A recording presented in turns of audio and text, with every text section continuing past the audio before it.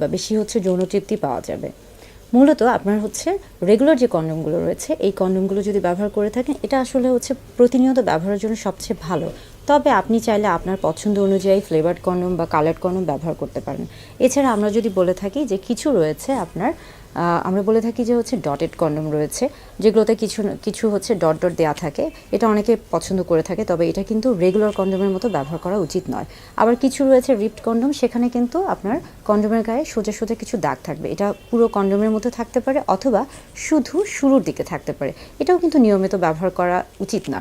অর্থাৎ রেগুলার কন্ডমটাই কিন্তু সবচেয়ে বেশি ভালো। এবং এটা কিন্তু দেখা যাচ্ছে যে আপনি যখন রেগুলার কন্ডম ব্যবহার করবেন তখন কিন্তু আপনার স্বাভাবিকভাবে আসলে যৌন তৃপ্তি বা সুখটা কিন্তু নির্ভর করছে আপনার উপর। কিন্তু স্বাভাবিকভাবে আমরা বলে থাকি বা দেখা গেছে যে স্বাভাবিক বা রেগুলার যে কন্ডম রয়েছে এটাতেই মূলত সবচেয়ে বেশি যৌন তৃপ্তি পাওয়া সম্ভব, বা এটাতেই সবচেয়ে বেশি মানুষ স্বাচ্ছন্দ্য